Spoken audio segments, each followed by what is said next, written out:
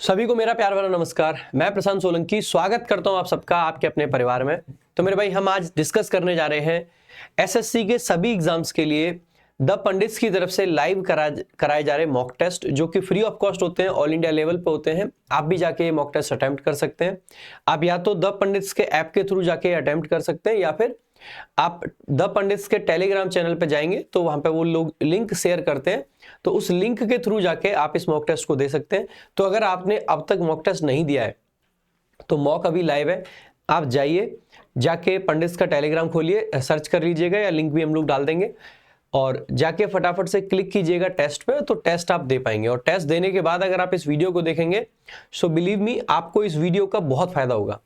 Even आपके अगर 25 में से 25 क्वेश्चन आप इंग्लिश के सही करते हो तो भी आपको ये डिस्कशन जरूर देखना चाहिए, क्योंकि ये वो डिस्कशन है जो इस टेस्ट को तो आपको सॉल्व कराएगा ही, साथ ही साथ में आपके फ्यूचर के लिए बहुत सारे नॉलेज और बहुत सारी अप्रोचेज आपको देके जाएगा।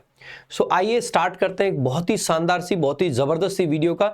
अगर आपको वीडियो अच्छी लगे भाई, पूरी की पूरी डिस्कशन आपको अच्छा लगे, तो लाइक करना, शेयर करना, और इस रिव्यू को जहां पे पंडित्स का जो प्लेटफॉर्म है वहां तक भी जरूर पहुंचाना है एक बार कि आपको कैसा लगा ये रिव्यू। शुरुआत करते हैं मेरे भाई, the pandits live mock test 03। पहला क्वेश्चन आप लोगों के सामने है। फॉलोइंग सेंटेंस को बेसिकली कुछ पार्ट्स में बांट रखा है और उसमें क्या एरर होगा एक बार इसको देखना है हमें। सेंटेंस कुछ यह है कि many a youngster are disheartened due to joblessness. जैसे आप देखते हो ये 4 पार्ट में बांटा गया सेंटेंस है, जिसका चौथा पार्ट आपका नो एरर है। सबसे पहले आपको एक बात ध्यान रखनी है, ये जो मैनी होता है ये आपका डिटर्मिनर होता है, लेकिन मैनी सिंपली एक तरीके से यूज नहीं होता है। ये एक ऐसा डिटर्मिनर है जो वेरियस वेज में अलग अलग तरीके से इसको हम यूज करते हैं। तो मैं एक बार यहाँ पे लिस्ट कर देता हूं। अगर मैनी के साथ में हम डायरेक्टली कोई नाउन लिखें तो इसके साथ सामान्यतः क्या लिखा जाता है, सो प्लूरल नाउन का यहाँ पे यूज किया जाता है। ठीक है, प्लूरल नाउन, और क्योंकि नाउन प्लूरल है तो वर्ब भी आपकी कैसी रहेगी, तो प्लूरल रहेगी। तो साथ ही साथ में आप कह सकते हैं कि यहाँ पे प्लूरल वर्ब भी आती है। ठीक है, लेकिन क्या ये हमेशा प्लूरल रहता है, तो ऐसा नहीं है। मैनी के साथ में अगर हमने आर्टिकल ए या एन का प्रयोग कर लिया तो इसके आगे आने वाला जो नाउन होता है वो सिंगुलर नाउन होता है। सो सिंगुलर नाउन आता है, और क्योंकि नाउन सिंगुलर है तो इसके साथ में वर्ब भी आपकी सिंगुलर ही प्रयोग की जाती है। तो सिंगुलर वर्ब का प्रयोग इसके साथ में किया जाता है। आपको लगेगा कि सर इस यूज में फर्क क्या है, तो आप ध्यान देंगे ये आपका डिस्ट्रीब्यूटिव के तरीके से काम करता है, जैसे कि ईच एंड एवरी। बस फर्क क्या है कि ईच और एवरी का मतलब होता है प्रत्येक, जितने भी है वो सारे के सारे। लेकिन मैनी अ का मतलब, जैसे आप देखते हैं ऑल जब हमने कह दिया तो सारे, और उन सब में से एक एक की बात करें तो इसका मतलब हो जाता है कि ईच या एवरी लगाते हैं हम। उसी तरीके से जब हम बहुत सब सारों की बात करते हैं, सभी नहीं, बहुत सारे लोग, मैनी पीपल यानी बहुत सारे लोग। ऑल पीपल का मतलब क्या हो जाएगा, सभी लोग। लेकिन मैनी पीपल का मतलब क्या हो जाएगा, बहुत सारे लोग। इसी तरीके से ऑल पीपल में से अगर एक एक व्यक्ति की बात करनी होगी तो हम कहेंगे ईच पर्सन। इसी तरीके से मैनी पीपल में से हर एक की बात करनी होगी तो हम कहेंगे मैनी अ पर्सन। तो ये आपको ध्यान रखना, यूसेज में डिफरेंस क्या है, मीनिंग में क्या डिफरेंस है। ठीक है, इसके साथ ही साथ में मैनी के साथ में कई बार हम ग्रेट या गुड का प्रयोग भी कर लेते हैं। ठीक है, सामान्यतः यही 2 एडजेक्टिव आपके आते हैं, ग्रेट स्लैश गुड। जब ग्रेट या गुड आ जाए तो ऐसे केस में ध्यान रखना है कि आर्टिकल ए का प्रयोग यहाँ पे मैंडेटरी होता है, जरूरी होता है। So a great many, a good many, और ग्रेट मैनी हो, गुड मैनी हो, तो इसके साथ में आपका नाउन कैसा रहता है, सो प्लूरल नाउन रहता है एंड प्लूरल वर्ब रहती है। ठीक है, so plural noun and plural verb आपकी यहाँ पे यूज की जाती है। साथ ही साथ में आपको ये भी ध्यान रखना है कि मैनी को हम ऑफ के पहले भी यूज कर सकते हैं। सो मैनी ऑफ यू कह सकते हैं, मैनी ऑफ देम कह सकते हैं, मैनी ऑफ द स्टूडेंट्स कह सकते हैं, और ऐसे केस में भी इसके साथ में प्लूरल नाउन का प्रयोग किया जाता है। इसके जैसा ही एक दूसरा वर्ड होता है जो कि होता है मच। तो मच के साथ में अनकाउंटेबल नाउन सामान्यतः आते हैं। तो ये दोनों ही आपको पता होने चाहिए। अब जैसे हम यहाँ पे यूसेज देखते हैं तो मैनी अ लगा रखा है। अगर मैनी अ है तो इसके साथ में नाउन कैसा आना चाहिए, सिंगुलर आना चाहिए। अगर नाउन सिंगुलर आना चाहिए तो वर्ब भी कैसी आनी चाहिए, सिंगुलर आनी चाहिए। तो आप कहोगे कि सर मैनी अ यंगस्टर आपका सही है। हालांकि ये जो यंगस्टर है थोड़ा इनफॉर्मल वर्ड होता है, यंग पर्सन कहना थोड़ा सा ज्यादा सही रहता है। ठीक है, बाकी कोई दिक्कत नहीं, यंगस्टर भी चल जाता है। सो मैनी अ यंगस्टर, और इसके हिसाब से देखा जाए तो आर आपका क्या हो जाएगा, गलत हो जाएगा। अब आपके दिमाग में 2 चीजें आ सकती हैं कि सर इसमें से ए को हटा के क्या हम यंगस्टर्स कर दें, या हमारे पास दूसरा ऑप्शन ये कि इस आर को हटा के इज कर दें, क्योंकि एरर तो हमको मिल गया यहाँ पे। तो मैं आपको एक तो ये पॉइंट बता देता हूं कि सामान्यतः नॉर्मली हमें सब्जेक्ट के हिसाब से वर्ब को चेंज करना होता है, ना कि वर्ब के हिसाब से सब्जेक्ट को, ठीक है। तो सब्जेक्ट आपका सिंगुलर था, इसीलिए हमें आर की जगह पे इज लगाना होगा। अब देखो यहाँ पे तो आगे बहुत लंबा सेंटेंस नहीं, छोटा सेंटेंस है, लेकिन समटाइम्स आपको क्या होगा कि आगे कोई पजेसिव केस दे रखा होगा। मान लीजिए यहाँ पे देयर दे रखा होता, कहीं पे देयर दे रखा होता तो आर आपका जस्टिफिएबल था, फिर आपको यहाँ पे चेंज करना होता है, इसको प्लूरल करना पड़ता है। अगर यहाँ पे हिज दे रखा होता तो आपको इज करना पड़ता है। यानी कि कई बार सेंटेंस में आगे की जो इंफॉर्मेशन है उसको भी देख के हमें चलना होता है। सो मैनी अ यंगस्टर आपका सब्जेक्ट है, इज आपकी वर्ब है। वो कैसे है? सो डिसहार्टन्ड है, यानी कि एक तरीके से दुखी है, ठीक है। डिसहार्टन्ड है यानी कि दुखी है। किस चीज से दुखी है? तो ड्यू टू आपका एक प्रपोजिशन होता है जो रीजन बताता है। इसके जैसा एक और प्रपोजिशन होता है ओइंग टू, और एक होता है बिकॉज ऑफ। तीनों ही लगभग सेम मीनिंग देते हैं, ठीक है। और किस चीज के कारण भाई? सो जॉबलेसनेस। जॉबलेसनेस भी थोड़ा सा इनफॉर्मल वर्ड है। अनएम्प्लॉयमेंट आपका यहाँ पे हो सकता है, कोई दिक्कत की बात नहीं है। सो जॉबलेसनेस और अनएम्प्लॉयमेंट दोनों सिनोनिम्स होते हैं। आपका आंसर हो जाएगा पार्ट बी। नेक्स्ट देखेंगे, अगला आपका क्वेश्चन है। सो नेक्स्ट क्वेश्चन है, her reputation has been dash by her reckless decisions. So ये फिल इन द ब्लैंक का क्वेश्चन है। हर रेपुटेशन आपका सब्जेक्ट है, हैज आपकी हेल्पिंग वर्ब है और बीन आपकी आगे की वर्ब है। इसके आगे वर्ब की थर्ड फॉर्म है, क्योंकि हैज बीन के बाद में वर्ब की थर्ड फॉर्म, ये आपका प्रेजेंट परफेक्ट का पैसिव स्ट्रक्चर है। जब भी बी के बाद में वर्ब की थर्ड फॉर्म आएगी, ये सारे के सारे थर्ड फॉर्म है क्योंकि, तो बी के बाद में थर्ड फॉर्म पैसिव को दिखाता है। बी के बाद में आईएनजी फॉर्म आपका जो होता है वो आपका कॉन्टिन्यूअस टेंस को दिखाता है, क्योंकि ये थर्ड फॉर्म है, पैसिव है। और हैज प्लस वर्ब की थर्ड फॉर्म किसको दिखाता है? परफेक्ट को। और क्योंकि हैज से पता चल रहा है ये प्रेजेंट है, सो प्रेजेंट है। हैज प्लस V3 से पता चल रहा है परफेक्ट है। बीन प्लस V3 से पता चल रहा है पैसिव है। सो प्रेजेंट परफेक्ट का पैसिव स्ट्रक्चर है। कई बार बच्चों को आदत होती है हैज बीन को देखते ही वो समझ लेते हैं कि परफेक्ट कॉन्टिन्यूअस है, वैसा नहीं है। यहाँ पे बीन जो है वो इसके आगे आईएनजी नहीं है, आईएनजी होती तो परफेक्ट कॉन्टिन्यूअस होता। तो एक तो ये हमने स्ट्रक्चर देख लिया।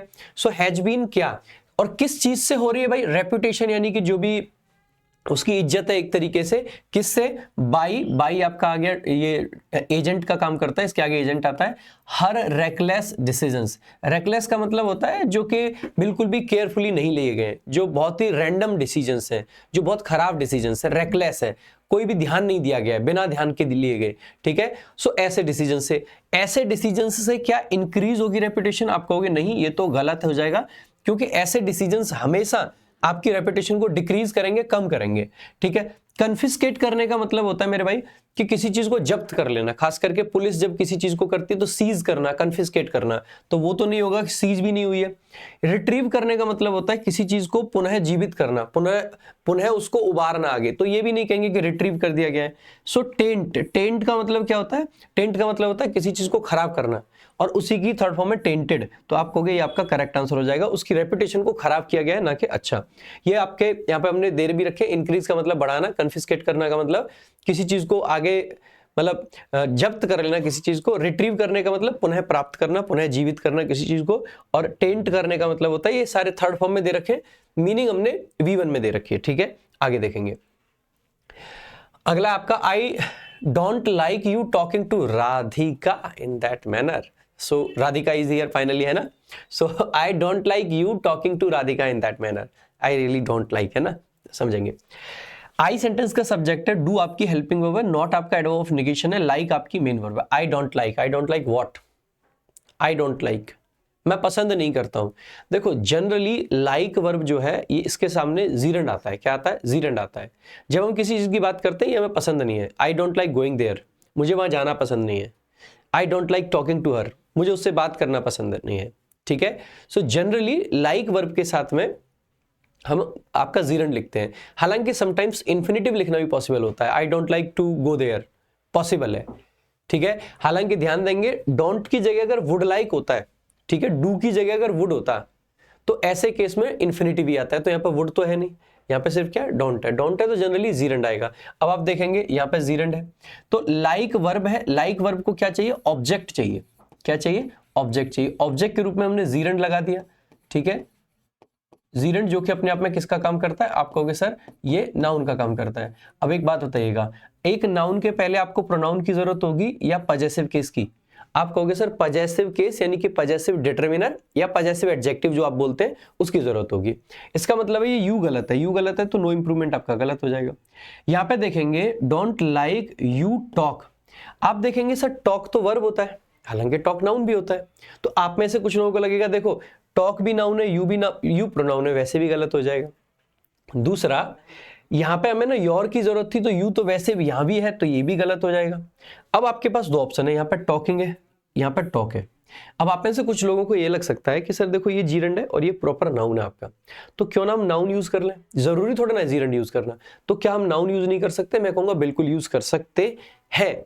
लेकिन टॉक जब आपका नाउन होता है तो इसके साथ में प्रेपोजिशन विथ आती है। कौन सी आती है? विथ। आगे कौन सी लगा रखी है? टू लगा रखी है। टॉक जब आपका वर्ब होता है तो इसके साथ में प्रेपोजिशन कौन सी आती है? टू आती है। अगर इसको आप प्रॉपरली नाउन के तरीके से यूज करना चाहोगे, आप कह रहे हो कि ये नाउन है, तो यहाँ पर टू प्रेपोजिशन जो है वो गलत हो जाएगा।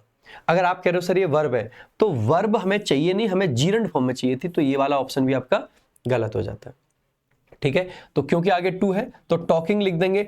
टॉकिंग जो कि अपने आप में एक वर्ब होता है, तो टू आपका जस्टिफिएबल है, यहाँ पे जस्टिफाइड है। ठीक है, और टॉकिंग क्योंकि जीरंड फॉर्म है इसीलिए ये लाइक वर्ब के ऑब्जेक्ट के रूप में काम कर सकता है, तो टॉकिंग आपका जस्टिफाई हो जाता है यहाँ पे। साथ ही साथ में टॉकिंग क्योंकि जीरंड है, ऑब्जेक्ट है, तो इसके साथ में पॉजेसिव केस योर आपका एकदम सही है, तो C option is the correct answer. Now so talking किससे बात करना मेरे भाई? राधिका से। कैसे बात करना? हाउ। हाउ हाउ का रिप्लाई एडवर्ब ऑफ मैनर होता है। या तो हमारे पास में एडवर्ब ऑफ मैनर जनरली एलवाई के फॉर्म में अवेलेबल होता है, वो ना अवेलेबल हो तो इन प्रेपोजिशन लगाइए, लास्ट में मैनर या वे लिख दीजिए। इन दैट मैनर, इस तरीके से, इस तरीके से, इन दैट मैनर। ठीक है, कुछ लोगों को लग सकता है कि सर दैट नहीं दिस होना चाहिए क्योंकि यहाँ पे प्रेजेंट की बात है। ऐसा जरूरी नहीं है कि रट्टा मार लो कि प्रेजेंट है तो दिस आएगा, तो दैट मैनर कह सकते हैं। यार मुझे तुम्हारा उस तरीके से राधिका से बात करना पसंद नहीं है। तरीका कोई पास्ट में रेफर कर रहे हैं, हम दूर का तरीका रेफर कर रहे हैं, बात प्रेजेंट की कर रहे हैं, मुझे नहीं पसंद है यार, जैसे तुम उस दिन बात कर रहे थे उससे, आई डोंट लाइक इट। आज पसंद भी नहीं, आज भी नहीं पसंद है, सो आई डोंट लाइक, है ना। नेक्स्ट आगे देखेंगे, select the grammatically correct sentence. एक बार देख लेते हैं। सबसे पहले आई विश, जब भी हम आई विश का यूज करते हैं मेरे भाई, तो ये आपके पास्ट के या प्रेजेंट के या फ्यूचर के या कभी के भी रिग्रेट्स को दिखाता है, इमेजिनेशंस को दिखाता है एक तरीके से। खास करके रिग्रेट, जो चीज हम कभी नहीं कर सकते वो जब हम करते हैं तो आई विश का यूज कर लेते हैं। तो आई विश किसको दिखाता है? रिग्रेट को। जब भी कोई रिग्रेट हम दिखाते हैं तो वहां पर हमें पास्ट सब्जेक्टिव मूड का प्रयोग करना होता है। अब पास्ट सब्जेक्टिव मूड में क्या होता है, एक बार बस छोटा सा इंट्रो दूंगा, ध्यान से सुनना। पास्ट सब्जेक्टिव मूड में ये होता है कि बात प्रेजेंट की है तो उसके लिए एक स्टेप पीछे की चीजें यानी कि पास्ट की यूज की जाएंगी। यानी कि प्रेजेंट का कोई रिग्रेट अगर हमें दिखाना है तो इंडेफिनिट की जगह पे, प्रेजेंट के इंडेफिनिट की जगह पे पास्ट का इंडेफिनिट आएगा। जहां पे प्रेजेंट कॉन्टिन्यूस की अगर हमें जरूरत हो तो उसकी जगह पास्ट कॉन्टिन्यूस लगाएंगे। प्रेजेंट परफेक्ट की जगह पे पास्ट परफेक्ट लगा देंगे, और प्रेजेंट के परफेक्ट कॉन्टिन्यूस की जगह पे पास्ट का परफेक्ट कॉन्टिन्यूस। या यूं कहें कि सामान्यतः जब हमें प्रेजेंट का कोई रिग्रेट दिखाना हो तो ऐसे केस में या तो V2 का प्रयोग करते हैं या वर का प्रयोग करते हैं। ध्यान रखना, रिग्रेट को दिखाने के लिए कभी भी वॉज का प्रयोग नहीं किया जाता है। तो सिंपल भाषा में ऐसे भी समझ सकते हैं कि पास्ट सब्जेक्टिव मूड में प्रेजेंट की बात कहने के लिए या तो V2 आता है या फिर आपका वर आता है। यहां पे फिर से कहूंगा वॉज का प्रयोग नहीं करते। दूसरी चीज की बात करते हैं, अगर हमें कोई ऐसी चीज है कि हम फ्यूचर का रिग्रेट दिखाना चाह रहे हैं तो सेल विल की जगह पे वुड आ जाता है, सिंपल सी बात है। कैन की जगह पे कुड आ जाता है, मे की जगह पे माइट आ जाता है। अगर हमें रिग्रेट पास्ट का दिखाना हो तो उसको हम हेड प्लस V3 से दिखाते हैं। किससे दिखाते हैं? हेड प्लस V3 से। तो आई विश से ये पता चल गया कि बात हमारी किसकी है? रिग्रेट की है। ठीक है, आई वॉज देयर, तो बेटा वॉज तो कभी आ ही नहीं सकता, इसको तो सीधे सीधे गलत कर दिया। दूसरी चीज, कभी भी हैव नहीं आ सकता क्योंकि प्रेजेंट का तो कुछ भी नहीं आएगा, क्योंकि प्रेजेंट की जगह पे तो हम पास्ट यूज करते हैं।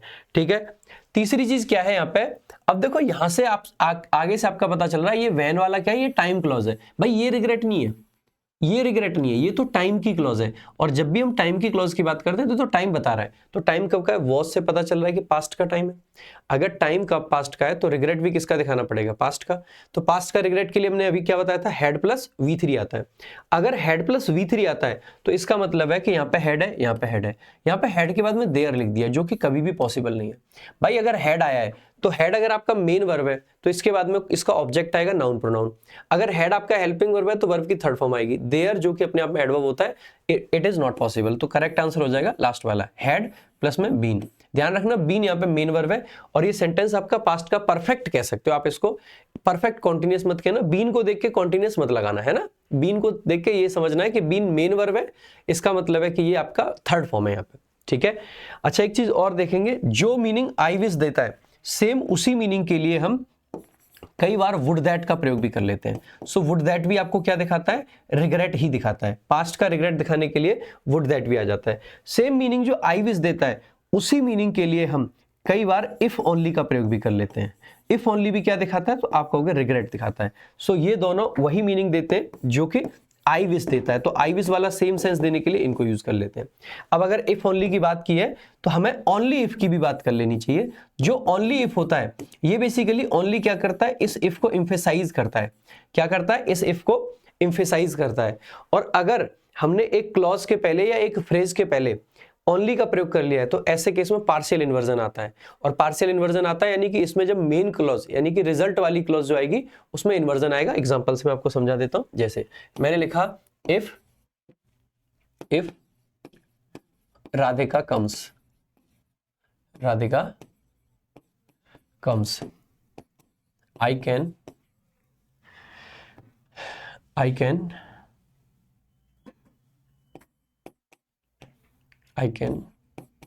Go with you. अगर राधिका आती है तो मैं आपके साथ चल सकता हूं। I can go with you. ये सेंटेंस आपको लगेगा ओके इफ लिखना था, आई लिख दिया गलती से, ठीक है। If Radhika comes I can go with you, अगर राधिका आती है तो मैं चल सकता हूं। लेकिन अगर इसी सेंटेंस के अंदर मैं ओनली लिख दूं, यानी कि इफ को एम्फेसाइज करने के लिए ओनली लिख दूं, only if Radhika comes, only if Radhika comes, अगर सिर्फ राधिका आती है तो, और अगर फिर ऐसे में लिख दूं I can go with you, मैं आपके साथ जा सकता हूं, तो आप कहोगे कि सर अब की बार ये सेंटेंस क्या है, गलत हो गया। अब भाई ये गलत क्यों हुआ है यही आपको समझना है। एक पूरा ये एडवर्ब क्लॉज होती है, कंडीशन की क्लॉजेस एडवर्ब होती हैं, इसके आगे हमने क्या लगा दिया, ओनली, तो हमें पार्शियल इन्वर्जन चाहिए। इसीलिए हमें ऐसे केस में आई कैन नहीं, हमें लिखना चाहिए can I go with you. देखने में लगेगा कि यार ऑकवर्ड सा स्ट्रक्चर है, बट यस यहाँ पर कैन आई का प्रयोग करते हैं ना कि आई कैन का। Now let's move to the next part. अगला आपका क्वेश्चन है identify the word that is correctly spelled. देख लेते हैं एक बार। देखो एक तो इसमें अपॉर्चुनिटी में OPPOR आता है, ठीक है, यहाँ पे ER है, यहाँ पे भी ER है। ये वर्ड्स तो दोनों सेम ही कर दिए वैसे, बी और सी, तो ये तो वैसे ही गलत है, ठीक है। यहाँ पे सिंगल पी है तो ये गलत है। A option is the correct answer, opportunity यानी कि मौका। नेक्स्ट देखेंगे, अगला आपका क्वेश्चन है शो बोर आउट, अच्छा ये फ्रेजल वर्ब का क्वेश्चन आ गया यहाँ पे। So the young entrepreneurs innovative idea bore out the top prize, prize जीता है। देखो सेंटेंस देखेंगे, the young entrepreneurs innovative idea, ये आपका सब्जेक्ट है जिसमें से आइडिया आपका नाउन है। कैसा आइडिया, इनोवेटिव, किसका था, एक एंटरप्रेन्योर है, वो कैसा बंदा है, यंग है, तो आर्टिकल द आ गया उस आइडिया के लिए, मतलब द यंग एंटरप्रेन्योर्स, तो ये इसके लिए एंटरप्रेन्योर के लिए द आ गया, ठीक है। तो आप कहोगे कि ये पूरा का पूरा जस्टिफाइड है। नाउन है उसके लिए एडजेक्टिव है, इस नाउन के लिए पॉजेसिव केस क्या बनाया हमने, एंटरप्रेन्योर, ठीक है। कैसा एंटरप्रेन्योर है, तो यंग एडजेक्टिव आ गया इसके लिए, और द इसके लिए आर्टिकल आ गया। आगे हमें वर्ब लिखनी है। देखो जैसे ही हम बात करते हैं ना फ्रेजल वर्ब्स की, तो फ्रेजल वर्ब्स में जो यहाँ पे मीनिंग आपका बन रहा है वो है प्राइज जीतने का। प्राइज जीतने का जो है वो आपका सही सेंस होता है बियर अवे। बियर अवे का मतलब होता है to take something with you, ठीक है, किसी चीज को अपने साथ में बेसिकली ले जाना, ठीक है। अब बियर ऑन और अपॉन, इन दोनों का मीनिंग लगभग सेम होता है। बियर ऑन, और देखो बियर आउट का होता है थका देना किसी को, ठीक है, एग्जॉस्ट करना, तो वो वाला सेंस भी नहीं आएगा। बियर ऑन और अपॉन का मतलब एक जैसा मीनिंग होता है, किसी चीज के लिए रिलेट करना, रेलेवेंस, जब हम रेलेवेंस की बात करते हैं ना किसी चीज के, उसकी बात कर रहे हैं। सो बियर ऑन अपॉन का, सो एक तो टू कंटिन्यू के सेंस में भी आ जाते हैं दोनों, और कई बार इसको हम टू रिलेट टू समथिंग के सेंस में भी यूज कर लेते हैं कि your idea has no bearing on something, आगे की कोई बात कहना चाह रहे हैं हम, ठीक है। इसके अलावा बियर विथ का मतलब होता है सहन करना, ठीक है, सहन करना, टॉलरेट करना, तो वो भी आपका सेंस नहीं बनेगा। So the correct answer is bear away. ध्यान देंगे बियर अपॉन बहुत रेयरली यूज होता है, बियर ऑन मोस्टली यूज होता है, ठीक है। तो यहाँ पे एक बार देख लेते हैं, बियर ऑन अपॉन भी दे रखा है, तो वो ये टू रिलेट टू और अफेक्ट समथिंग, ठीक है। कंटिन्यू के सेंस में बहुत रेयर आता है, ज्यादा सेंस यही आता है रिलेट वाला ही। I don't see how that information bears on this case, कैसे रिलेट करती है मुझे नहीं लगता है। टू टेक, और ये बियर अवे का मतलब है टू टेक और कैरी समथिंग और समवन अवे, किसी को ले जाना बेसिकली, ठीक है। तो a team of ants was bearing away crumbs from the loaf, आगे बियर विथ का मतलब होता है to be patient with someone और समथिंग, धैर्य रखना, झेलना बेसिकली किसी को, ठीक है। आगे देखेंगे। अगला आपका क्वेश्चन है the use of torture as a means of interrogation is a barbaric. So barbaric का सिनोनिम पूछा। बार्बरिक का मतलब होता है बहुत खतरनाक, बेकार, गंदी प्रैक्टिस है ये। सो बार्बरिक का सिनोनिम पूछा है तो क्या हो जाएगा? ट्रिवियल का मतलब होता है तुच्छ, ठीक है। एक है आपका अनयूजुअल। अनयूजुअल का मतलब है जो अनकॉमन हो, जो यूजुअल ना हो, तो ये गलत हो जाएगा। जॉयस यानी हैप्पी। अनसिविलाइज्ड का मतलब है जो सिविलाइज्ड ना हो, जो बर्बरिक हो, जो थोड़ा सा निर्दयी टाइप की हो, जो क्रूअल टाइप की हो, ठीक है, उसी को बोल देते हैं। तो uncivilised is the best suitable word here, ठीक है। नाउ नेक्स्ट अगला आपका वर्ड है मिटिगेट। मिटिगेट करने का एंटोनिम पूछा है। मिटिगेट एक वर्ब होती है जिसका मतलब होता है कम करना, खास करके किसी नेगेटिव इफेक्ट को हम कम कर देते हैं, मिटिगेट करते हैं, है ना। सो मिटिगेट करना, नेगेटिव इफेक्ट को कम कर रहे हैं तो उसके लिए और भी वर्ड्स होते हैं। काम करना, सूद करना, प्लेकेट करना, मोलिफाई करना, ठीक है, पैसिफाई करना, और ये आपके इसके क्या हो जाते हैं? सिनोनिम्स हो जाते हैं। इसके और सिनोनिम में लेसन करना, किसी चीज को कम करना। लेसन करना नॉर्मली कम करने के लिए आता है, तो नॉर्मली कम करने के लिए किसी चीज को कर्टेल करना, किसी चीज को शॉर्टन करना, है ना, छोटा करना जब हम बात करते हैं। किसी को चीज को प्रिसाइज करना, तो ये तो नहीं बनेगा, ये तो सिनोनिम की कैटेगरी का वर्ड है, ठीक है। इसके अलावा ये वर्ब होती है लेसन। लेसन वर्ब बनी किससे? लेस एडजेक्टिव है, ईएन लगा के लेसन बन जाती है। सिमिलरली उसी तरीके से आपने देखा होगा शॉर्ट आपका होता है एडजेक्टिव, उसमें मतलब लेस एडजेक्टिव है, ईएन लेसन हो गया। वर्स एडजेक्टिव है, वर्सन वर्ब हो गई, ठीक है। शॉर्ट एडजेक्टिव है, शॉर्टन वर्ब हो गई। ये आपकी वर्ब्स बनती है ऐसे इस तरीके से। पॉवर्टी का मतलब होता है गरीबी, पेन्यूरी, जो एक्सट्रीम पॉवर्टी होती है उसको पेन्यूरी बोल देते हैं, ध्यान रखेंगे, ठीक है। इसके अलावा चीयरफुल का मतलब होता है जो बहुत खुश हो, ठीक है, तो ये भी नहीं बनेगा। एनहांस करने का मतलब होता है इंप्रूव करना, एमेलियोरेट करना। किसी चीज को जब हम इंप्रूव कर रहे हैं तो एमेलियोरेट करना, इसके लिए काफी कॉमन वर्ड है। आगे देखेंगे। All parents are naturally concerned dash the safety of their child. जो पेरेंट्स होते हैं वो नेचुरली कंसर्न होते हैं उनके बच्चे की सेफ्टी के लिए। अब देखो कंसर्न के साथ में मेजरली 3 प्रेपोजिशन आपके आते हैं। कंसर्न विथ होता है, कंसर्न अबाउट होता है और कंसर्न फॉर होता है। When we talk about concern about का मतलब होता है किसी चीज के बारे में चिंतित होना आपको। जनरली वस्तुओं के बारे में या इवेंट्स के बारे में हम चिंतित होते हैं, ठीक है। कंसर्न फॉर का मतलब होता है अगेन किसी की सेफ्टी या वेलबींग की केयर करना, आप किसी की केयर करना, केयर फॉर का सेंस आता है। तो ऐसे केस में क्योंकि केयर सामान्यतः व्यक्तियों की करते हैं, तो जब भी चीजें व्यक्तियों से रिलेटेड होंगी तो कंसर्न फॉर आएगा। जब भी चीजें वस्तुओं से रिलेटेड होंगी तो आपका मतलब कंसर्न अबाउट आएगा। कंसर्न विथ का मतलब होता है रिलेटेड होना, ठीक है। कंसर्न विथ का मतलब होता है रिलेटेड होना। तो देखेंगे एक बार, all parents are naturally concerned, अपने बच्चों की बात कर रहे हैं। अब देखो ऐसा नहीं है कि सेफ्टी को थिंग मान लो आप, नहीं, अल्टीमेटली बच्चों की सेफ्टी है तो लोगों के बारे में ही तो चिंतित है, अपने बच्चों के लिए तो चिंतित है। सो कंसर्न्ड फॉर आपका बेटर आंसर है। कंसर्न्ड अबाउट आपका कब आ सकता है? तो मैं कह सकता हूं कि I am concerned about the results. Results की बात कर रहे हैं, रिजल्ट्स की बात कर रहे हैं। I am concerned about the delay, लोगों के लिए चिंतित नहीं है, डिले हुआ इस बात के लिए चिंतित है। अगेन रिजल्ट्स की बात कर रहे हैं, मार्क्स कमाए इसलिए चिंतित हैं, लोगों के से ज्यादा कि रिजल्ट खराब कैसे हो गया, ठीक है। सो उस चीज के लिए चिंतित है, ठीक है। I am concerned about the meeting, so meeting के लिए। तो जब थिंग्स की बात होती है तो हम अबाउट लगाते हैं, जब लोगों की बात होती है, सेफ्टी की बात जब हम कर रहे होते हैं खास करके, सो कंसर्न फॉर लगाते हैं। और when we talk about concerned with तो हम कह सकते हैं कि लाइक मान लीजिए एक किताब हमारे पास में रखी है, दिस किताब is concerned with grammar, grammar से संबंधित है, संबंधित होने के लिए कंसर्न्ड विथ का यूज करते हैं। तो आई होप आपको सारे समझ आ गए होंगे। फ्रॉम कुछ नहीं होता है, कंसर्न्ड ऑन बिल्कुल नहीं होता है, ठीक है। तो for is the correct answer. Now let's move to the next question. अगला आपका क्वेश्चन है गो गेटर। गो गेटर एक इडियम है जिसका मतलब होता है कि एक ऐसा व्यक्ति जो बस निकल पड़ता है, इतना एनर्जेटिक है कि सब कुछ पाने के लिए, मतलब कुछ भी कर सकता है कुछ पाने के लिए, ठीक है। सो लेजी नहीं हो सकता है तो एंटोनिम हो गया। साई नहीं हो सकता है, one who always wants to run from नहीं, ये तो तीनों ही एंटोनिम हो गए। डिटरमिन्ड आपका करेक्ट आंसर है, determined, ambitious, always striving to achieve their goals, ठीक है। नाउ नेक्स्ट क्वेश्चन आपका जो है identify the segment that contains grammatical error. Grammatical error जिस पार्ट में है वो आपको पार्ट बताना है। सो सेंटेंस की शुरुआत करते हैं यहाँ से। सेंटेंस का सब्जेक्ट है all the committee members. So members आपका सब्जेक्ट है, किस चीज के मेंबर्स? तो कमिटी मेंबर्स। तो ये कंपाउंड नाउन के तरीके से आपका काम कर रहे हैं यहाँ पे, ठीक है।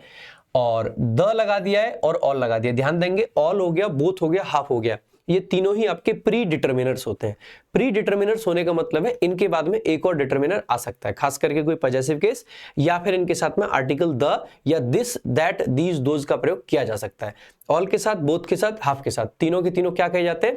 प्री डिटर्मिनर्स कहे जाते हैं। All the boys, both the boys, both my parents, all my students, इस टाइप की चीजें लिख सकते हैं। इस पे एरर भी आता है, ये आर्टिकल को अक्सर करके ऑल के पहले लगा देंगे तो गलत है वो, ठीक है। हाफ एन आवर लिखते हैं हम, हाफ आवर नहीं लिखते हैं, क्योंकि हाफ आपका प्री डिटर्मिनर है। अगर वो प्री डिटर्मिनर है तो आर्टिकल ए से पहले आएगा। तो ये टर्म जो है ना प्री डिटर्मिनर, ये आपको ये क्लैरिटी ला देगी कि ये क्यों इस तरीके से होता है, ठीक है। सो ये प्री डिटर्मिनर है, इसीलिए इनके साथ में दूसरे डिटर्मिनर्स का यूज किया जा सकता है, क्योंकि ये प्री है तो ये पहले आते हैं, ठीक है, तो ध्यान देंगे। अच्छा, दूसरा एक पॉइंट आपको यहाँ पे क्या लग सकता है, क्वेश्चन पे भी आएंगे भाई, अभी चिंता ना करें। एक पॉइंट आपको क्या लग सकता है, आपने अक्सर करके लोगों से सुना होगा कि ऑल माई फैमिली मेंबर्स या ऑल हिज फैमिली मेंबर्स लिखना गलत है। तो क्या ये गलत है या क्या ये सही है, तो लेट मी एक्सप्लेन, ठीक है। सो अक्सर करके लोग बहुत सारी बातें करते हैं। पहली बात, मॉडर्न इंग्लिश इसको कंप्लीटली एक्सेप्टेबल मानती है। क्यों एक्सेप्टेबल माना जाता है? क्योंकि इससे सेंस आपका एकदम क्लियरली हम जस्टिफाई कर पा रहे हैं कि हमारा सेंस क्या है, कहने का मतलब क्या है, ठीक बात है। लेकिन अगर हम बात करते हैं ट्रेडिशनल इंग्लिश की, जो पहले से चली आ रही है, जो आपकी फॉर्मल इंग्लिश है एक तरीके से, वहां पे इस एक्सप्रेशन को गलत माना जाता है। अब कुछ लोग ये कहेंगे कि क्योंकि मैं इसमें शामिल हूं तो ये होगा वो होगा, बहुत अलग तरीके के एक्सप्लेनेशंस मिलते हैं। लेकिन मेरी एक बात को समझने का प्रयास करना, ठीक है। मान लीजिए यहाँ पे एक कंप्यूटर टेबल रखी है जिस पर आपका कंप्यूटर रखा है, ठीक है। कंप्यूटर टेबल मेरी है, कंप्यूटर आपका है, और मैं आके आपसे ये कहता हूं कि this is my computer table. My computer table, तो टेबल मेरी या कंप्यूटर? आप कहोगे सर टेबल आपकी है, तो जो मेन नाउन पीछे क्या था, टेबल, तो टेबल मेरी है, तो माई जो कि पॉजेसिव केस है वो किसके लिए काम कर रहा है? टेबल के लिए, ना कि कंप्यूटर के लिए। कंप्यूटर किसी और का भी हो सकता है। बात समझ आई, ठीक है। सो जनरली हम क्या कहते हैं कि जो पीछे मेन नाउन होता है वो हमारा पॉजेसिव केस उसके लिए आता है।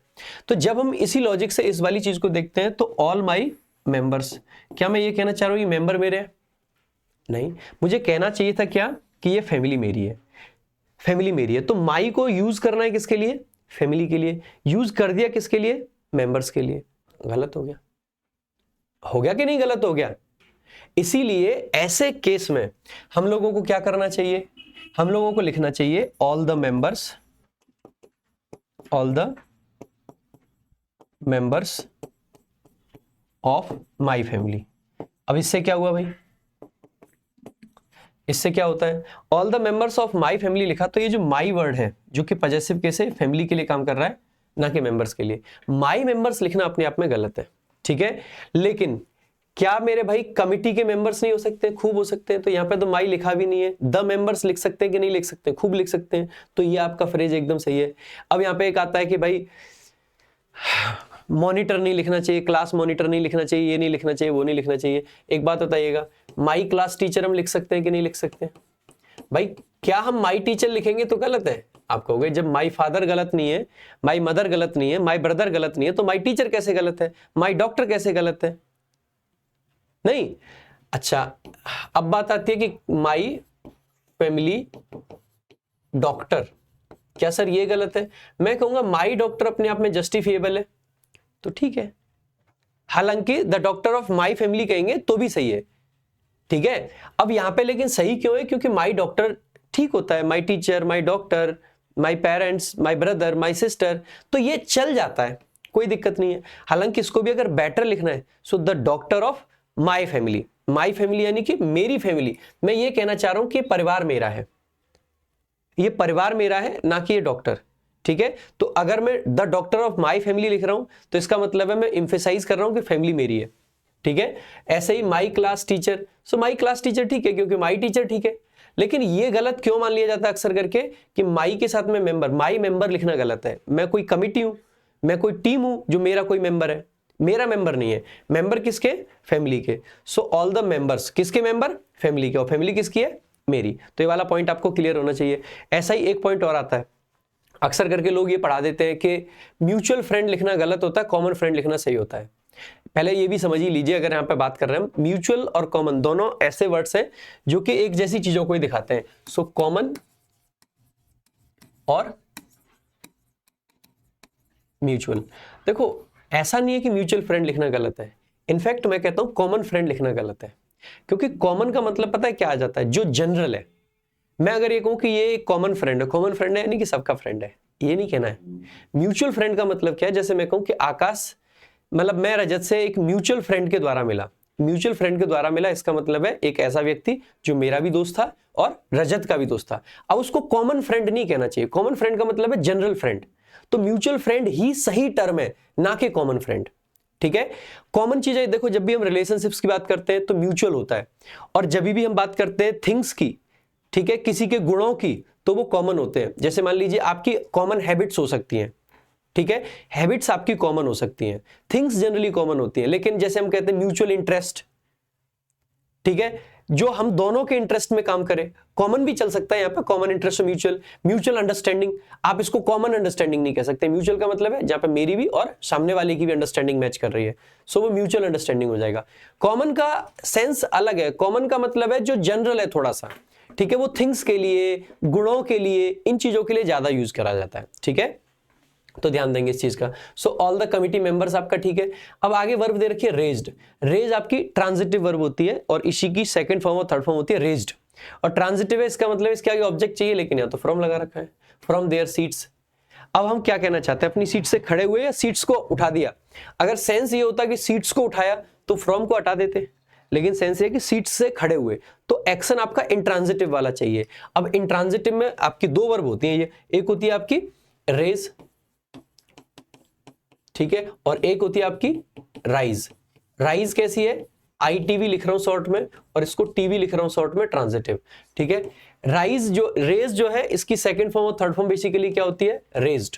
ठीक है, यही V2 है और यही आपकी इसकी क्या है, V3 है, रेज्ड। राइज जो है, इसकी जो V2 होती है दैट इज रोज, क्या होती है, रोज, और जो थर्ड फॉर्म है दैट इज रीजन। इसको राइजन नहीं रीजन पढ़ते हैं, है ना, रीजन। तो एक बार देखिएगा हमें किस फॉर्म की जरूरत है भाई, इंट्रांजिटिव। आगे प्रीपोजिशन आ रखी है तो वर्ब इंट्रांजिटिव है, अगर इंट्रांजिटिव है तो हमें V2 चाहिए, तो रोज आपका करेक्ट आंसर हो जाएगा। अगर हम ये कहते हैं कि कमिटी मेंबर्स ने हाथ उठाया तो रेज्ड देयर हैंड्स, ठीक है, इस तरीके से कहना पड़ता। फ्रॉम प्रेपोजिशन, उसका ऑब्जेक्ट देयर सीट्स, क्यों उठे, पर्पस क्या था, तो 2+V1 टू वेलकम, किसको वेलकम करना था, the newly appointed chairman. Chairman कैसा चेयरमैन है, जो कि अपॉइंटेड है, कब अपॉइंट हुआ है, न्यूली यानी कि हाल फिलहाल में, अपॉइंटेड एडजेक्टिव, उसके लिए एडवर्ब आ गया। So correct answer is option A. Now let's move to the next question. अगला आपका जो क्वेश्चन है हॉटी। देखो मेरा हो सकता है डिस्कशन में थोड़ा सा टाइम आपको दिखे कि ज्यादा लगा है, बट जितनी चीजें मैं आपको बता दूंगा ना, मॉक टेस्ट से अलग की इतनी चीजें आपको सीखने को मिलेंगी कि मजा आ जाएगा। अगर एक्चुअली में लगा है कि बहुत अच्छे से एक्सप्लेन किया है तो लाइक और शेयर जरूर करें, और भाई एक बार कमेंट करके जरूर बताएं कि आपको एक्सप्लेनेशन लगा कैसा। ना हॉटी, हॉटी का मतलब पता है क्या होता है, हॉटी होता है घमंडी, एक होता है नॉटी, नॉटी का मतलब होता है शरारती, और हॉटी का मतलब होता है घमंडी, जिसको बहुत ज्यादा घमंड हो। अनप्लेजेंट का मतलब है कोई चीज जो बहुत खराब है। अच्छा, इसका सिनोनिम पूछा है, ठीक है, तो ये तो नहीं होना चाहिए। अम्यूज्ड का मतलब होता है जो बहुत खुश है, ठीक है, हैप्पी होता है अम्यूज्ड, तो ये भी नहीं होगा। हंग्री का मतलब होता है भूखा। कंसीडेड का मतलब होता है घमंडी, जिसके अंदर बहुत सारा घमंड भरा हो। इसके लिए एक वर्ड और आता है वेन। वेन का मतलब एक तो होता है यूजलेस और एक होता है आपका घमंडी, तो ध्यान रखेंगे, ये आजकल एग्जाम में काफी आ रहा है। ठीक है, now let's move to the next question. The house is in a prominent. Prominent का एंटोनिम पूछा है। प्रोमिनेंट का मतलब होता है फेमस। अच्छा, फेमस के लिए एक और वर्ड होता है इनफेमस, वो भी फेमस ही है लेकिन नेगेटिवली फेमस, तो इनफेमस। ठीक है, इग्रेजियस भी एक वर्ड होता है। इग्रेजियस का मतलब भी होता है जो व्यक्ति बहुत ज्यादा अपनी नेगेटिव क्वालिटीज के लिए जाना जाता है। ठीक है, और इसका एक सिनोनिम जो कि बहुत एग्जाम में आता है, वो आपको कमेंट बॉक्स में बताना है कि क्या होता है। बहुत आता है, ठीक है, बार बार एग्जाम में आता है कि जो अपनी नेगेटिव क्वालिटीज के लिए फेमस होता है। तो इग्रेजियस मैंने बता दिया है, एक वर्ड और है, बताएंगे एक बार। ठीक है, तो नोटेड तो इसका सिनोनिम में तो आ सकता है, एंटोनिम में तो नहीं आएगा। एंथुजियास्टिक का मतलब होता है जिसके अंदर बहुत एंथुजियाज्म हो, एनर्जी हो, जो कि एक्टिव बंदा हो। ठीक है, और ग्रिजली, ग्रिजली जैसा तो एक ये ना एनिमल होता है, ठीक है, भालू होता है ग्रिजली, उसके लिए आता है। हालांकि इसी सेम प्रोनाउंसिएशन का एक दूसरा वर्ड होता है दैट इज ग्रिसली। सो ग्रिजली ही पढ़ते हैं इसको भी, ग्रिजली। ग्रिजली का मतलब होता है ग्रूशम, ग्रिजली खतरनाक सा जो होता है। ठीक है। सो ग्रिजली, ग्रूशम, ग्रिजली जो बहुत भयानक होता है, तो ये भी नहीं होगा, प्रोमिनेंट का भयानक भी नहीं बनेगा। ऑब्सक्योर का मतलब होता है जो धुंधला हो, जो दिखाई ना दे, जिसको लोग पहचानते ना हो, तो ऑब्सक्योर, तो ये आपका करेक्ट एंटोनिम। प्रोमिनेंट यानी कि जो दूर से दिखाई दे, जिसको सब पहचानते हो।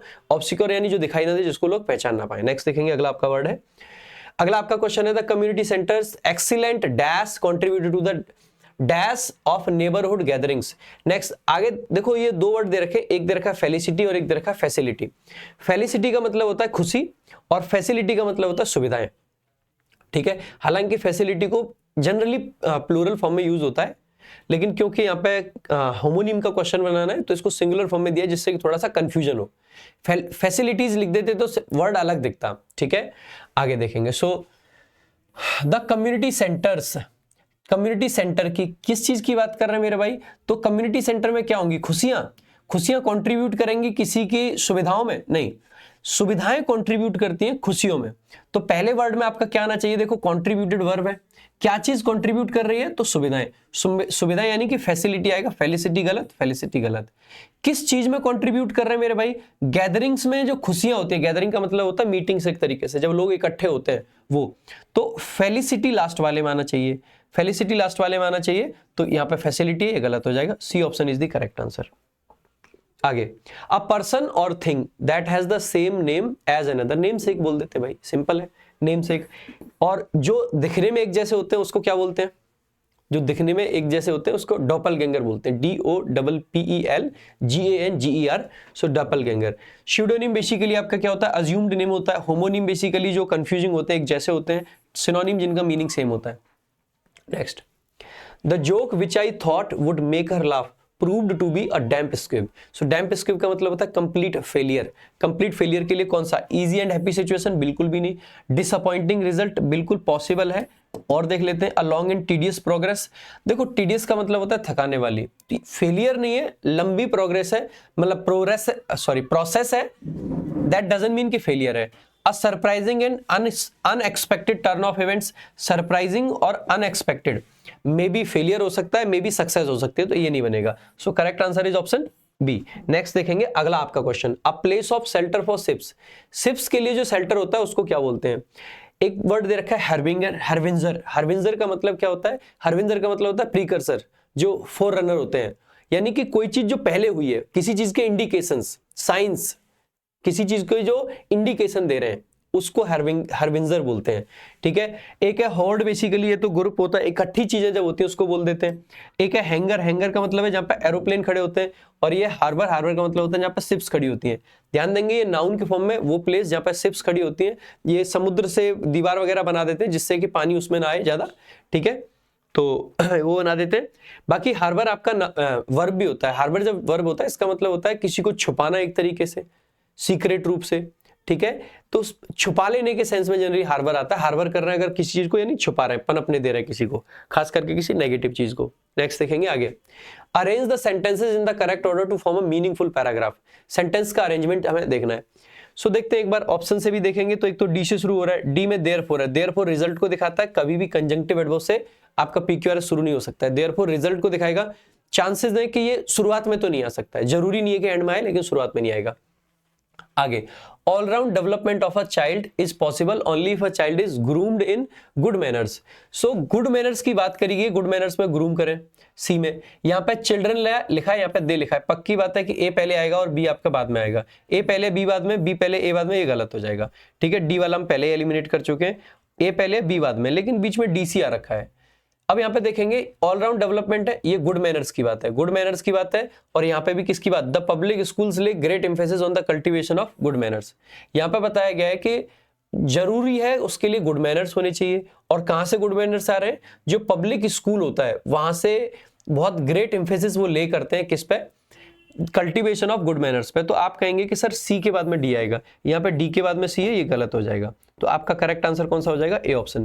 पहले सी आएगा कि एक चाइल्ड के लिए मतलब उसका डेवलपमेंट तभी पॉसिबल है जब उसको ग्रूम किया जाए गुड मैनर्स के साथ में। उसके बाद बताया गया पब्लिक स्कूल ये करते हैं, और फिर बताया गया कि चिल्ड्रन विद गुड मैनर्स होते हैं वो सबके द्वारा पसंद किए जाते हैं और they are appreciated even by strangers. Next देखेंगे अगला आपका, someone has stolen my book, passive का सेंटेंस है, हैज प्लस वर्ब की थर्ड फॉर्म है, यानी कि प्रेजेंट परफेक्ट टेंस है। इसका पैसिव बनाने के लिए हैज बीन प्लस वर्ब की थर्ड फॉर्म आ जाएगा, या have been plus third form. ये हैड है, ये इज है, ये वॉज है, तीनों एलिमिनेट हो जाएंगे। Correct answer is option B. Next देखेंगे, ये आपका सेंटेंस है किसका, नरेशन का। सो आई इम्प्लोर्ड द मदर, ध्यान रखना इम्प्लोर का मतलब होता है किसी को बहुत ज्यादा रिक्वेस्ट करना, बिसीच करना, इसका एक सिनोनिम हो सकता है बिसीच समबडी, या फिर बैग समबडी भी आपका बन जाता है। एक वर्ब और होता है प्लीड, प्लीड का मतलब भी रिक्वेस्ट करना होता है, बहुत ज्यादा बोलना होता है, लेकिन प्लीड के साथ में जनरली विथ आता है, प्लीड विथ समबडी, ठीक है। Implore somebody, bag somebody, बिसीच somebody, request somebody, but plead with somebody, ठीक है, तो ये ध्यान रखेंगे। सो प्लीज विथ समबडी, तो यहां पे इम्प्लोर है, और किस लिए, तो नॉट टू, आगे 2+V1 लगा रखा है, तो पक्की बात है कैसा सेंटेंस रहा होगा, जो इन्वर्टेड कोमा के अंदर है वो इंपैरेटिव सेंटेंस रहा होगा, क्योंकि यहाँ पे बीट के पहले नॉट है, तो यहाँ पे भी क्या रहा होगा, डोंट रहा होगा। इसमें नॉट नहीं है, ये आपका गलत हो जाएगा, ठीक है। इसमें नॉट है, इसमें विल यू ले रखा है, नॉट भी नहीं है, तो ये तो वैसे ही गलत हो जाएगा। यहाँ पे टोल्ड, मदर नहीं, आई सब्जेक्ट होना चाहिए, मदर नहीं, तो ये भी गलत हो जाएगा। So I said to the mother, क्या कहा मैंने, please don't beat the child like this. सबसे पहले प्लीज को हमने किस में बदल दिया, इम्प्लोर में, क्योंकि रिक्वेस्ट है, ठीक है। डोंट को बेसिकली हमने नॉट टू बीट में कर दिया, ये आपका करेक्ट आंसर हो जाएगा। नेक्स्ट देखेंगे अगला आपका। सो नाउ क्लोज टेस्ट है, एक बार मैं कहूंगा कि अगर आपने नहीं अटेम्प्ट करा है तो एक बार पॉज करके वीडियो अटेम्प्ट कर लेना और फिर एक बार समझने का प्रयास करते हैं। नेक्स्ट स्टार्ट करते हैं मेरे भाई। So the prime minister Narendra Modi co-chairing the artificial intelligence AI action summit in Paris Tuesday spoke of the transformative power of AI dash stressing on the need for global governance to address its challenges। कहा गया है कि prime minister Narendra Modi जो कि प्रधानमंत्री हैं, को chair कर रहे थे आर्टिफिशियल इंटेलिजेंस एक्शन समिट को पेरिस में। और कब कर रहे थे, ट्यूसडे। उन्होंने बात की किस चीज के बारे में, ट्रांसफॉर्मेटिव पावर, किस चीज की, तो AI की ट्रांसफॉर्मेटिव पावर। साथ ही साथ में उन्होंने क्या किया, स्ट्रेस किया किस चीज को, the need for global governance को। क्यों किस चीज के लिए need, to address its challenges, उसके चैलेंजेस को एड्रेस करने के लिए। आप चाहे तो एक बार पूरा पैसेज को भी देख लेना, लेकिन मेरा जनरली तरीका है कि मैं पहले अटेम्प्ट में ही इसको पूरा समझाते चलता हूं। सो सबसे पहले ध्यान देंगे, प्राइम मिनिस्टर के साथ में आर्टिकल द इसलिए नहीं आया क्योंकि आगे पर्सन का नाम मेंशन कर रखा है। जब भी हम पर्सन का नाम मेंशन कर देते हैं तो आगे आर्टिकल द का प्रयोग नहीं करते हैं। नाम मेंशन ना हो तो फिर आर्टिकल द आपका आता है। या फिर जब पोस्ट की हम बात करते हैं, he is elected as prime minister, ठीक है, या he is elected prime minister भी लिख देंगे तो भी काम चल जाएगा। तो वहां पे द लगाने की जरूरत नहीं पड़ती क्योंकि वहां पे पोस्ट की बात कर रहे हैं। तो यहां पे देखेंगे, so prime minister Narendra Modi क्या कर रहे थे। आपने अगर मेरी कॉम्प्रिहेंशन वाली वीडियोस देखी है, जो कि प्रशांत सोलंकी कॉन्सेप्ट्स यूट्यूब चैनल पे हम डालते हैं, अगर नहीं देखी है तो देखना, डेली ये वीडियो आती है। वहां पे मैं अक्सर करके ये स्ट्रक्चर्स को ब्रेक करवाता हूं। जैसे ये क्लोज टेस्ट पढ़ा रहा हूं, वैसे ही मैं डेली एक पैसेज पढ़ाता हूं काफी बड़ा, जो कि 3 स्लाइड के अंदर होता है, और उसके बाद में उस पैसेज से क्वेश्चन भी कराते हैं। पहले क्लोज टेस्ट के क्वेश्चन रहते हैं, फिर उसके अंदर और भी क्वेश्चंस रहते हैं, ठीक है। तो उससे grammar, vocab, comprehension, cloze test सब आपका एक ही बार में इंप्रूव हो जाएगा।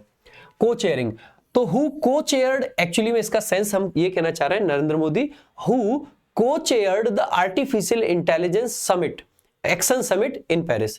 तो हु को चेयर्ड यानी कि एक्टिव सेंटेंस है। एक्टिव सेंटेंस को जब हमें पार्टिसिपल में रिड्यूस करना हो, रिलेटिव क्लॉज में अगर एक्टिव सेंस है, पार्टिसिपल में लाएंगे तो प्रेजेंट पार्टिसिपल यानी कि को चेयरिंग। तो जो कि को चेयर कर रहे थे, किसको को चेयर कर रहे थे, तो को चेयर करने का मतलब, देखो चेयर करने का मतलब होता है किसी चीज को बेसिकली, देखो चेयर आपकी वर्ब हो सकती है, चेयर आपका नाउन हो सकता है। तो चेयर जब वर्ब है तो इसका मतलब एक तो कुर्सी होता है, और जब चेयर जब नाउन है तो इसका मतलब कुर्सी होता है। चेयर जब वर्ब है इसका मतलब है कि किसी मीटिंग वगैरह का हेड होना, ठीक है। और चेयर नाउन के रूप में हेड को भी रेफर कर सकता है, ठीक है।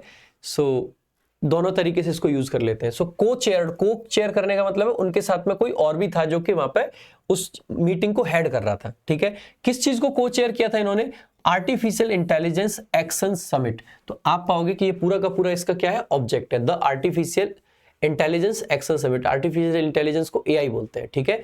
कहां पे था ये समिट, तो इन पेरिस में था, ठीक है। तो इन प्रेपोजिशन और उसका ऑब्जेक्ट है पेरिस। ट्यूसडे यानी कि हम बात कर रहे हैं मंगलवार की। अब देखो यहाँ पे एक एरर भी है इस सेंटेंस के अंदर, यहाँ पे हमें ऑन ट्यूसडे लिखना चाहिए, ठीक है। ऑन प्रेपोजिशन, उसका ऑब्जेक्ट। कब थी ये मीटिंग, ऑन ट्यूसडे। तो कई बार ऐसे एरर्स आपको मिलेंगे जहां पे हम आर्टिकल्स इस तरीके के उठाते हैं न्यूज़पेपर से। So on Tuesday spoke. अब आपको ऑन ट्यूसडे यहां नहीं दिख रहा होगा, लेकिन अगर आप इस बीच वाले पार्ट को हटा देंगे ना, देखना prime minister Narendra Modi Tuesday spoke या ऑन ट्यूसडे स्पोक ऑफ, तो आप कहोगे ऑन ट्यूसडे आना चाहिए, ठीक है। So on Tuesday spoke of, अब आप देखोगे ये सब्जेक्ट थे तो ये वर्ब है, पास्ट की बात चल रही है क्योंकि ट्यूसडे पास्ट की घटना है। ऑफ किस चीज के बारे में बात की, तो स्पीक ऑफ समथिंग आपका करेक्ट फ्रेज होता है, कोई दिक्कत की बात नहीं है। अबाउट भी यहां पे लग सकता था। द ट्रांसफॉर्मेटिव पावर, उस पावर की, कैसी पावर, ट्रांसफॉर्मेटिव, किस चीज की पावर है, ऑफ एआई, आर्टिफिशियल इंटेलिजेंस की एक ऐसी पावर जो कि ट्रांसफॉर्म कर सकती है। सो डैश स्ट्रेसिंग, अब जैसे ही देखोगे वर्ब की आईएनजी फॉर्म है, वर्ब की आईएनजी फॉर्म है, इसके पहले वॉट नहीं लगा सकते क्योंकि वॉट एक प्रोनाउन है, और प्रोनाउन है तो ये सब्जेक्ट या ऑब्जेक्ट बनेगा। सब्जेक्ट या ऑब्जेक्ट के जस्ट बाद में आईएनजी फॉर्म कोई हम जस्टिफाई नहीं कर पाएंगे। सब्जेक्ट अगर ये ऐसे होता। दूसरा, पावर ऑफ एआई तो आपका एंटीसीडेंट बन सकता है। अगर ये एंटीसीडेंट बन सकता है तो दैट इज मतलब एंटीसीडेंट की जरूरत नहीं, स्ट्रेस तो मोदी जी कर रहे हैं तो वो भी वाला सेंस नहीं बनेगा, तो हमें रिलेटिव प्रोनाउन की तो जरूरत ही नहीं है। हमें बेसिकली नेक्स्ट क्लॉज की जरूरत है, तो विच भी नहीं आएगा, और एक वाइल है एक वैन है। वैन आपका प्रॉपर कंजंक्शन के रूप में काम करता है जनरली, और वाइल जो है कंजंक्शन के साथ साथ में वर्ब की आईएनजी फॉर्म भी अपने साथ ले लेता है। तो वैन के साथ में हम ऐसे लिखते हैं वैन ही स्ट्रेस्ड या वैन ही वाज स्ट्रेसिंग, तो ठीक था, लेकिन यहाँ पे तो अकेला स्ट्रेसिंग है तो वाइल।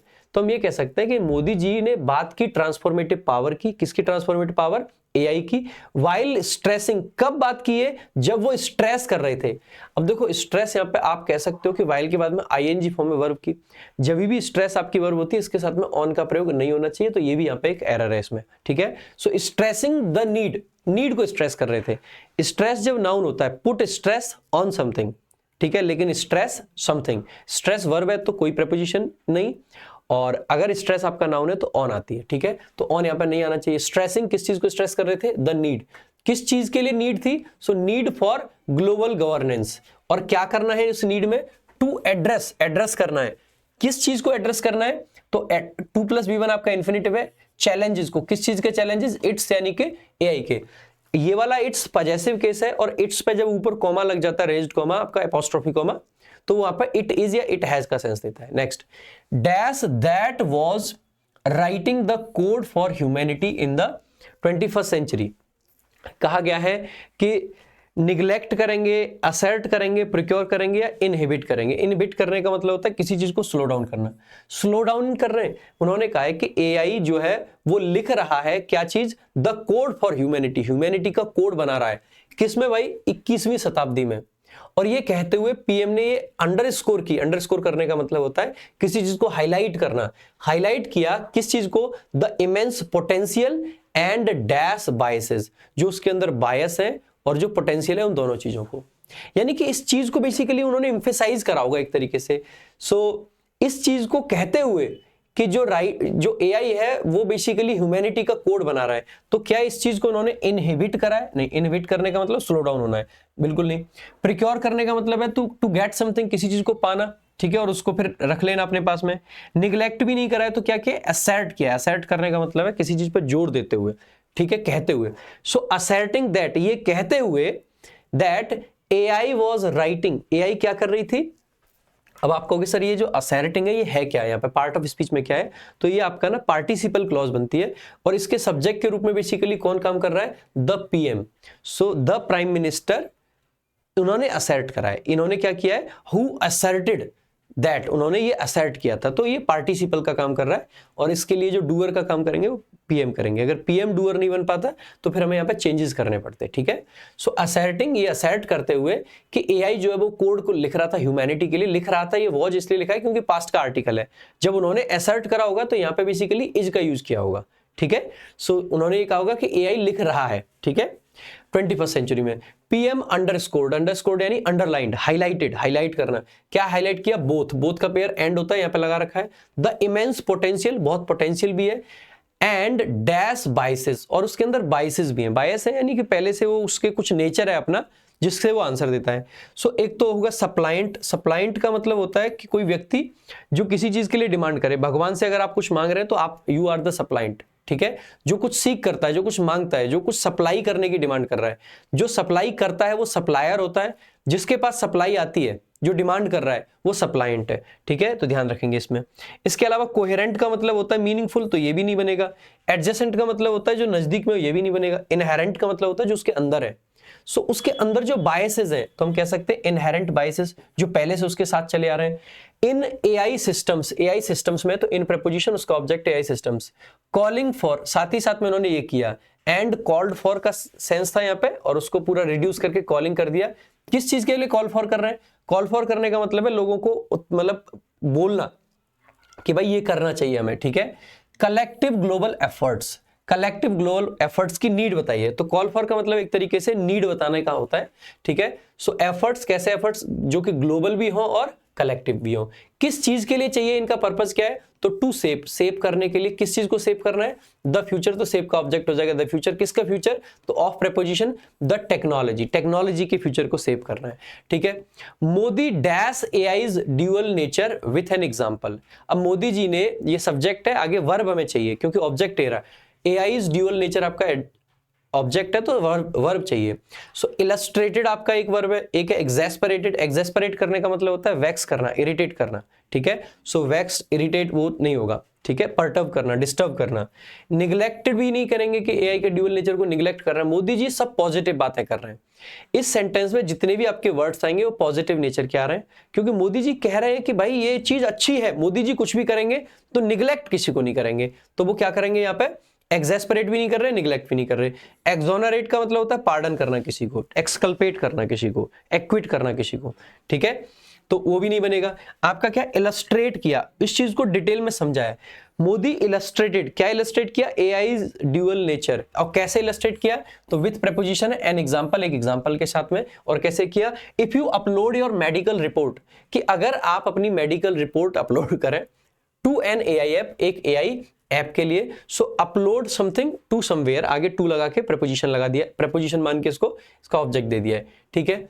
इट कैन एक्सप्लेन, यह एक्सप्लेन कर सकता है। अब देखो वैसे कायदे से यहां पर एक्सप्लेन वर्ब का ऑब्जेक्ट भी चाहिए। इट कैन एक्सप्लेन मतलब उस रिपोर्ट को, इट तो डबल हो रहा होगा इसीलिए हटा दिया है, ठीक है। In simple language, simple language में इसको एक्सप्लेन कर सकता है, जो कि सिंपल लैंग्वेज विच इज, जो कि होगी, क्या होगी? तो विच इज को ड्रॉप कर दिया है, फ्री ऑफ एनी डैश। तो भाई सिंपल अगर लैंग्वेज है तो उसके अंदर क्या नहीं होंगे? उसके अंदर टेक्निकल वर्ड्स नहीं होंगे जो कि नॉर्मल लोग ना समझ पाए। तो टेक्निकल वर्ड से फ्री होगी, तो which is free of simplicity, बिल्कुल भी नहीं। क्या वो फ्री ऑफ टॉक्सिसिटी है? टॉक्सिसिटी है तो क्या आपकी रिपोर्ट में टॉक्सिसिटी होती है? आप कहोगे नहीं। टॉक्सिक होने का मतलब होता है कि कोई व्यक्ति अगर टॉक्सिक है, इसका मतलब एक तरीके से जहरीला है, वो उसके अंदर गलत चीजें, नेगेटिव क्वालिटी से भरा हुआ है, तो वो नहीं होगा। एमिएबिलिटी का मतलब होता है फ्रेंडली बिहेवियर, वो भी नहीं होगा। जागन का मतलब होता है टेक्निकल वोकैबुलरी, तो फ्री ऑफ जागन, फ्री ऑफ एनी जागन्स होता तो ज्यादा बेटर रहता, लेकिन ठीक है, एनी जागन। व्हाट इट मीन्स, इसका मतलब ये है फॉर योर हेल्थ, मतलब इसका मतलब है क्या? तो ये एक्सप्लेन कर सकता है सिंपल लैंग्वेज में, जो कि फ्री ऑफ एनी जागन होगी। इसका मतलब आपकी हेल्थ के लिए क्या है ये भी ये बता सकता है। ही स्ट्रेस्ड, उन्होंने स्ट्रेस किया दैट के while AIs potential is absolutely amazing, AI का जो पोटेंशियल है वो बहुत अमेजिंग है। द प्रेजेंस ऑफ बायसेस, जो बायसेस की इसके अंदर प्रेजेंस है, इसको ये डिमांड करता है। सो प्रेजेंस सब्जेक्ट है, ऑफ प्रेपोजिशन, बायसेस उसका ऑब्जेक्ट, डिमांड्स आपकी वर्ब है। क्या डिमांड करता है? Careful scrutiny and correction. Scrutiny का मतलब है उसको स्क्रूटनाइज करना है, आपको एक एक चीज को उसमें डिटेल में देखना है, तो स्क्रूटनी चाहिए और करेक्शंस चाहिए। तो ये मोदी जी ने कहा था, ये आपका पैसेज था। आई होप आपको अच्छा भी लगा होगा। बाकी मेरे भाई यहाँ पे कुछ इंपॉर्टेंट वर्ड्स हैं जो कि आप देख सकते हैं, असर्ट करना, प्रिक्योर करना, इनोवेट करना, कोहेरेंट करना, एडजेसेंट करना, इनहेरेंट होना, ठीक है। तो ये सारे वर्ड्स आप एक बार देख लेना क्या क्या है, मैं पीडीएफ के अंदर डाल दूंगा। ये जो क्लास है इसकी पीडीएफ आपको मिल जाएगी कहाँ पे? इस क्लास की पीडीएफ आपको हमारे टेलीग्राम चैनल पे मिल जाएगी, जो कि ऑब्वियसली वोकैब वंडर्स बाय प्रशांत सर, इसकी पूरी पीडीएफ डाल देंगे। बाकी मेरे भाई अगर आपको बहुत ढंग से तैयारी करनी है, पढ़ना है और आपको ऑथेंटिक चीजों को पढ़ना है तो you can refer these two books. English vocabulary के लिए आप ये हमारी वोकैब संजीवनी ले सकते हैं, जो कि एकदम अपडेटेड किताब है और बहुत अच्छे से सेक्शंस में इसको डिवाइड हमने कराए। बाकी ग्रामर के लिए इंग्लिश रामवर्ड, जो कि अपने आप में ऑथेंटिक है। बाकी you can also check out vocabulary book के अलावा, इंग्लिश ग्रामर बुक के अलावा हमारा जो बैच है इंग्लिश स्पेशल वीओडी बैच, बहुत अच्छा बैच है, ऑथेंटिक कंटेंट के साथ में आपको सारी चीजें वहां पे मिलती है। आरजी विक्रमजीत ऐप डाउनलोड करके इंग्लिश के सेक्शन में जाके आप बैच को देख सकते हैं। बाकी अगर आपको अभी से मेंस की तैयारी करनी है तो मेंस का अभी से हमने वीओडी बैच लॉन्च कर रखा है, आप जाके देखिए, आपको मजा आ जाएगा देख के। So this is all from my side. बाकी पंडित्स को डबल थम्स अप, जो कि बढ़िया एक मॉक बना रहे हैं और बच्चों के लिए बहुत बेहतरीन और जबरदस्त काम कर रहे हैं, और इतने लंबे टाइम से लगातार बच्चों को मेंटर करना, गाइड करना, जो कि अपने आप में बहुत अच्छा काम है, और free mock test live provide करना हर वीक। सो बहुत अच्छा है। अगर आप नहीं देते अब तक मॉक टेस्ट तो जाइए और हर वीक मॉक टेस्ट जरूर लगाइए। So this is all from my side. कैसा लगा एक्सप्लेनेशन एक बार कमेंट बॉक्स में जरूर बताना। Thank you so much. जय हिंद, जय भारत।